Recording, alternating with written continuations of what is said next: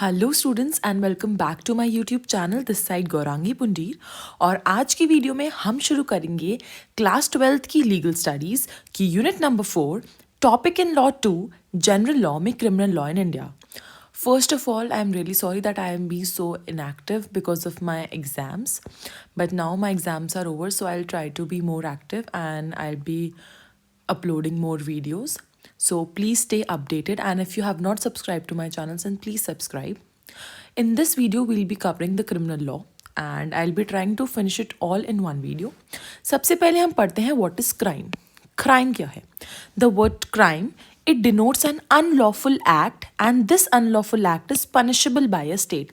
यानी कि एक ऐसा एक्ट, एक ऐसा एक्शन जो अनलॉफुल हो और वो अनलॉफुल एक्शन को स्टेट ने प्रोहिबिट कर रखा हो, पनिशेबल कर रखा हो। यानी कि अगर मैं कुछ ऐसा काम करूँगी जिसकी मुझे पनिशमेंट मिलेगी, उसको हम क्राइम बोल सकते हैं। और एक common principle about criminal law ये कहता है कि unless an activity is prohibited by law it does not qualify as crime. यानी कि जब तक कि उस एक्टिविटी को लॉ ने प्रोहिबिट या फिर रोक नहीं लगा रखी है तो उसको हम क्राइम नहीं बोल सकते। सबसे पहले आपको क्राइम की डेफिनेशन पता चल गई, an unlawful act which is punishable by state or prohibited by law, it is known as crime. अब क्रिमिनल लॉ के अंदर कुछ ऑब्जेक्टिव्स हैं and this is very important question because it is asked repeatedly in your exam and it comes directly in 5 marks. What is criminal law? सबसे पहले objectives क्या होते हैं इस क्रिमिनल लॉ के। क्रिमिनल लॉ हमें पता चल गया, जहाँ पे हमें क्राइम से रिलेटेड बातें, उससे रिलेटेड लॉज, लीगल प्रोसीडिंग्स पता चलते हैं, उसको क्रिमिनल लॉ बोलते हैं। अब ऑब्जेक्टिव्स क्या है? सबसे पहला ऑब्जेक्टिव है retribution. This theory basically deals with righting of balance. If the criminal has done a wrong towards a person or a property, he needs to be given a penalty in a manner which balances out the wrong done. यानी कि punishment is equal to crime. जितना आपने crime करा है आपको उतनी ही सज़ा मिलेगी। अगर आपने किसी का मर्डर करा है तो आपको डेथ पेनल्टी मिलेगी। इसी को ही रेट्रीब्यूशन बोलते हैं, यानी राइटनिंग ऑफ बैलेंस। जितना आपने क्राइम करा है उतनी ही आपको सज़ा मिलेगी। सेकेंड है deterrence. Deterrence serves as a major tool in maintaining the general law and order in the society, specially from perspective of crime. इसका मतलब है that criminals are penalise so as to deter. यानी कि हम क्या कर रहे हैं, हम क्रिमिनल्स को स्टॉप कर रहे हैं, पेनलाइज कर रहे हैं कि वो दोबारा से उसी चीज़ को ना करें, रिपीट ना करें एंड और even entering into the first place, कि वो सोचे भी ना वो करने का। तो इसके लिए हम लोग पेनलाइज करते हैं, यानी कि पेनल्टी लगाते हैं क्राइम्स के ऊपर, क्रिमिनल्स के ऊपर, जिससे कि वो उस क्राइम को दोबारा रिपीट ना करें। जैसे कि अगर आप एक्टिवा बिना हेलमेट के चला रहे हैं, सो आपके ऊपर क्या चालान करता है, तो वो it is what, it is a penalty. So आपको डेटर, यानी कि आपको स्टॉप कर रहे हैं दैट आप दोबारा से वो क्राइम ना करें। Third is incapacitation. ये थ्योरी क्या कहती है? इस थ्योरी का कहना है कि हम क्रिमिनल्स को सेग्रीगेट कर देते हैं पूरी सोसाइटी से। जिसने वो क्राइम करा है तो उसको बैनिशमेंट मिल जाता है to staying in prisons and some cases they are subjected to capital punishment। यानी कि इस थ्योरी का कहना है कि जब हम क्रिमिनल्स को प्रिजन के अंदर रखते हैं तो हम उसको पूरी सोसाइटी से कट ऑफ कर देते हैं। तो उससे क्या होता है, उसको दोबारा से सफ़र करना पड़ता है, बैनिशमेंट सहनी पड़ती है, जिसकी वजह से वो एक अच्छा इंसान भी बन जाता है। और इसी की वजह से ही, इस थ्योरी की वजह से क्रिमिनल को पता चलता है कि उसने इतना हीनियस क्राइम करा था जिसकी वजह से उसको सोसाइटी से क्या करना चाह रहा है, सेग्रीगेट करना चाह रहा है। और जो बैनिशमेंट वो सफ़र करता है अकेले रह के, एंड कुछ केसेस में कैपिटल पनिशमेंट भी मिलती है। Next is rehabilitation. नाम से ही पता चल रहा है, जब हम किसी को रिहैबिलिटेट कर रहे हैं, ट्रांसफॉर्म कर रहे हैं एक valuable member of the society में। ये क्यों होता है? इट्स प्राइमरी गोल क्या है कि हम प्रिवेंट करेंगे further offence by convincing that the offender has done was wrong. कि जो उस ऑफेंडर ने पहले करा था वो गलत था, उसको कन्विंस कर देंगे और उसको बोलेंगे कि भैया आपने जो करा है वो गलत है और अब आप नेक्स्ट टाइम से ये चीज़ दोबारा ना करो। हम उसको एक वैल्यूएबल सिटीजन बना देंगे। Last is restoration.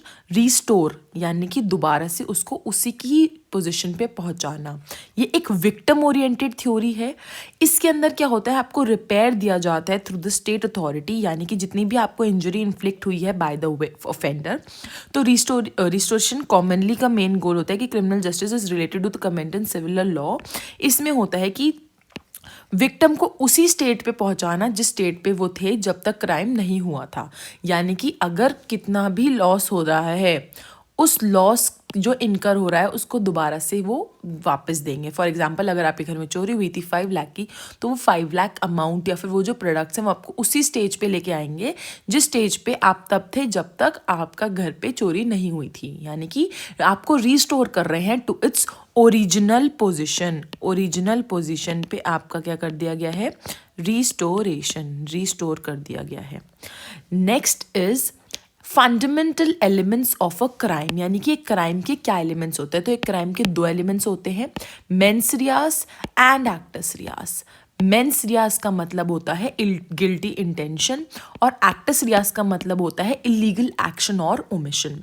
Acts reus का मतलब गिल्टी एक्ट, यानी कि आपके माइंड के अंदर की वजह से आप जो एक्शन करते हैं।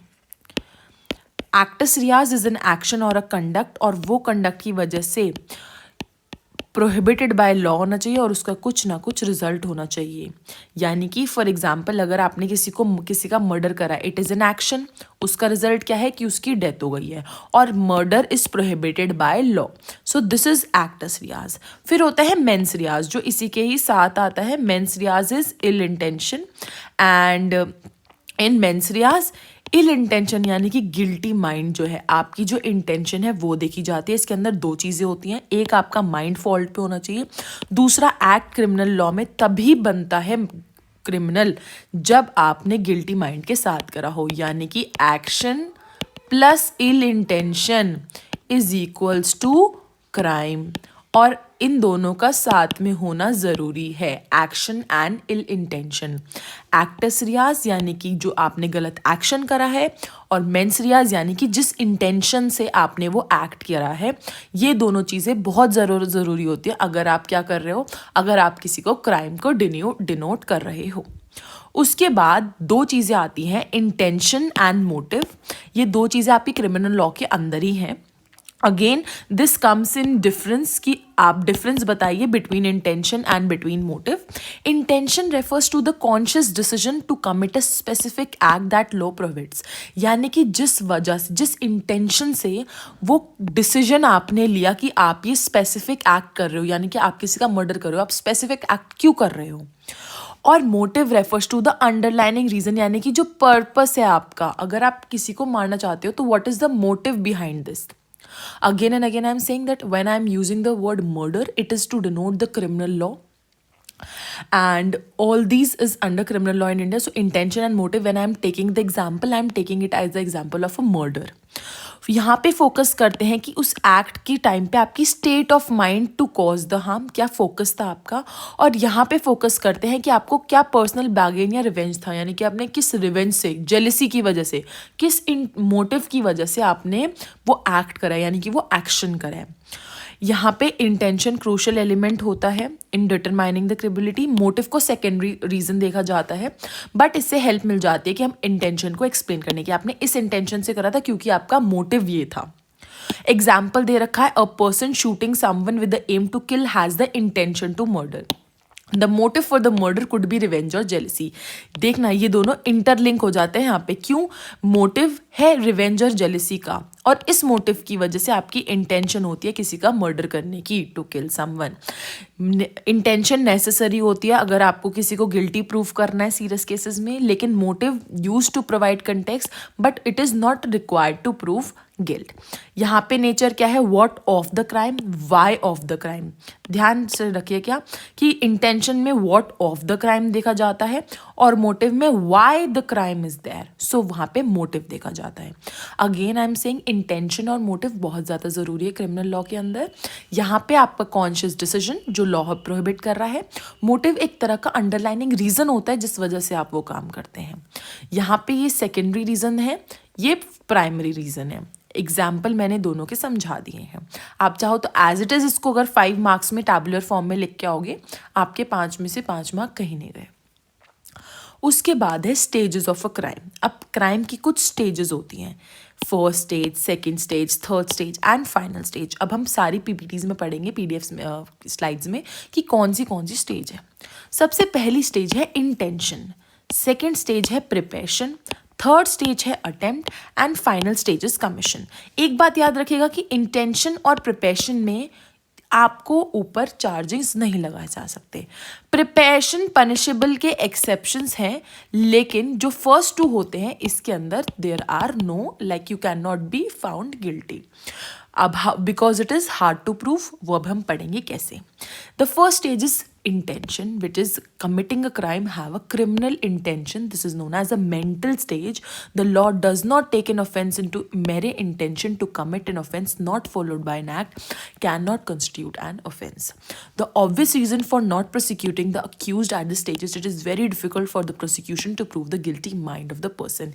यानी कि अगर ए बंदे के दिमाग में ये इंटेंशन है that I have to kill someone, I have to do a murder, but उसके माइंड में ये चीज़ चल रही है, उसकी इंटेंशन है।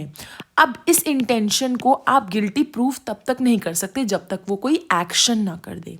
And then that is what the law say, कि ये बहुत ज़्यादा मुश्किल हो जाता है कि अगर आपने कुछ एक्ट नहीं करा और आपके दिमाग में वो चीज़ चल रही थी तो उसको प्रूव करना, that is why it is very difficult for the prosecution के ऊपर ये एक बहुत ज़्यादा मुश्किल चीज़ हो जाती है। इसलिए इंटेंशन को कभी भी हम लोग क्या नहीं करते, इंटेंशन के लिए कभी भी हम लोग प्रोसिक्यूट नहीं करते हैं।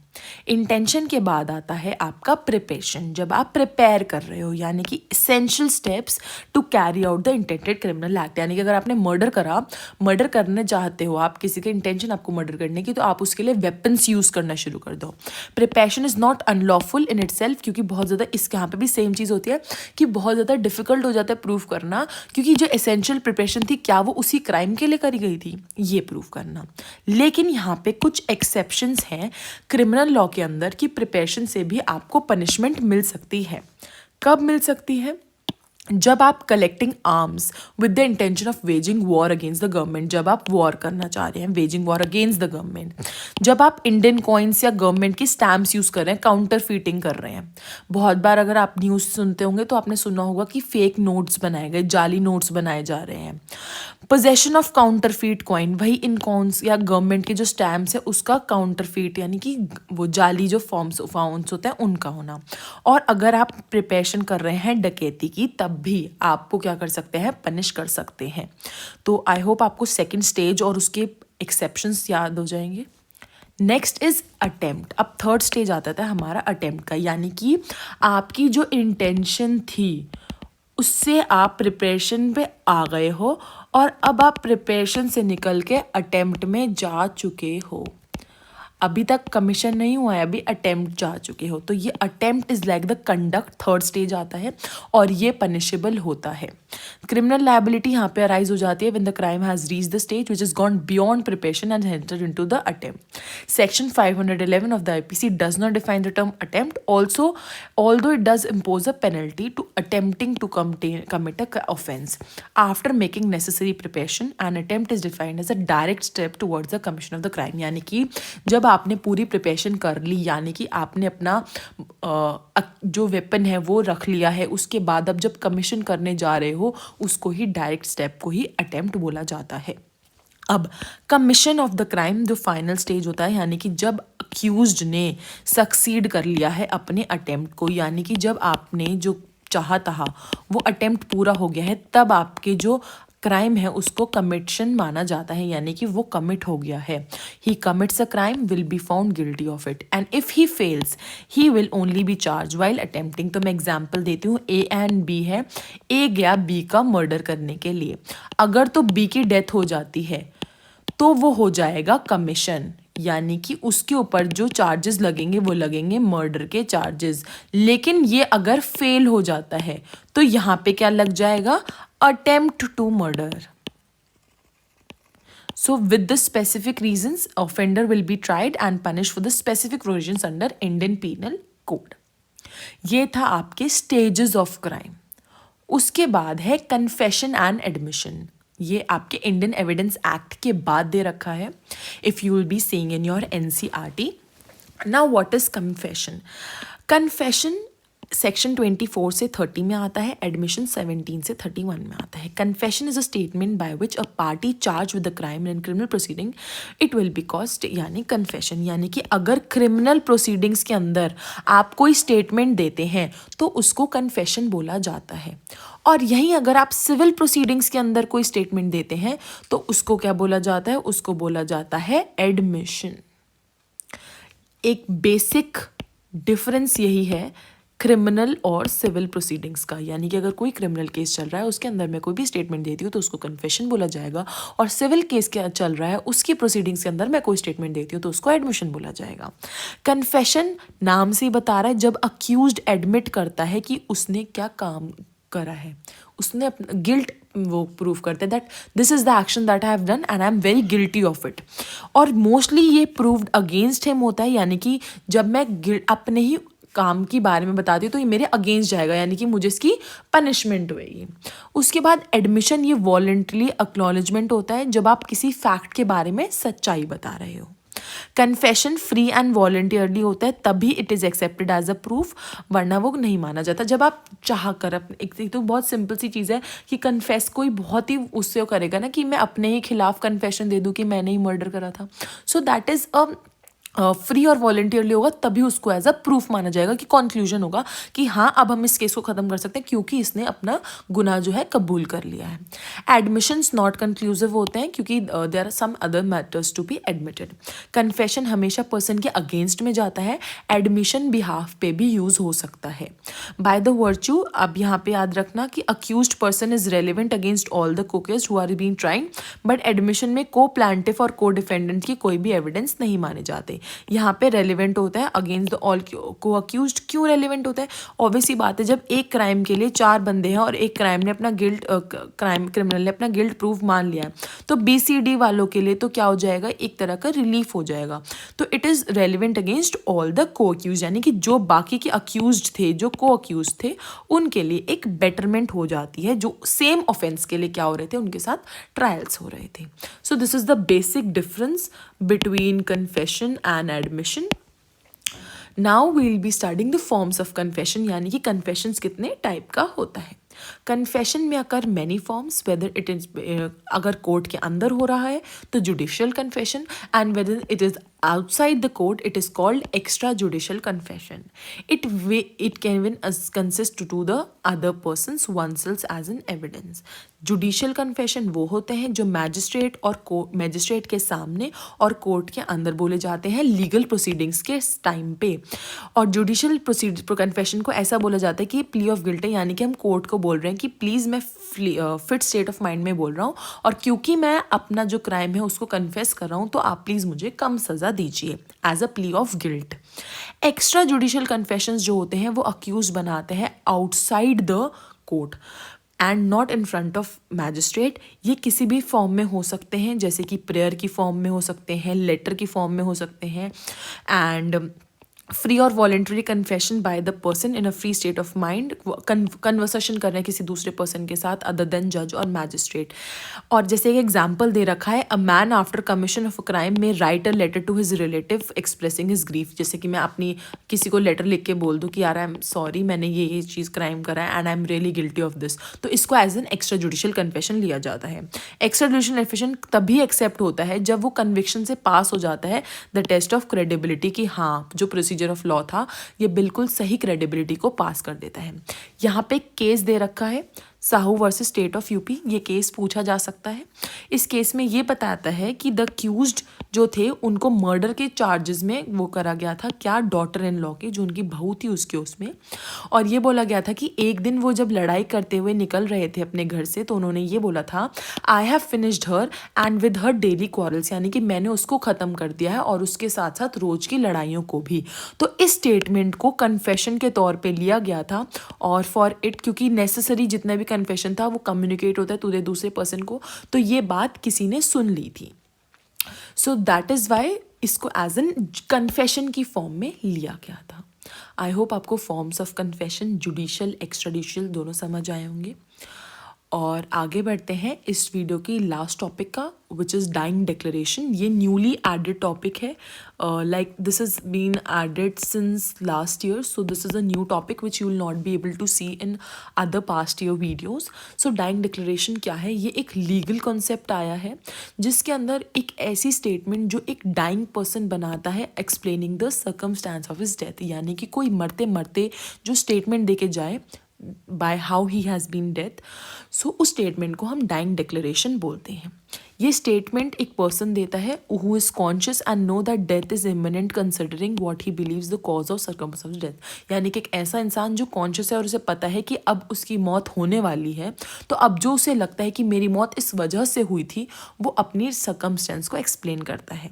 इसको क्रेडिबल और ट्रस्टवर्दी इसलिए बोला जाता है क्योंकि ऐसा जनरल बिलीफ है कि कोई भी इंसान मौत होते हुए, यानी कि जब वो मर रहा है तब तो वो झूठ नहीं बोलेगा ना। अगर मर रहा है, मैं किसी की वजह से मरी हूँ, तो मैं मरते मरते उस इंसान को थोड़ी बचाऊंगी जिसने मुझे मारा था। सो इस जनरल बिलीफ पे डाइंग डिक्लेरेशन आई थी कि इसलिए इसको एज एन एविडेंस इसलिए ही माना जाता है।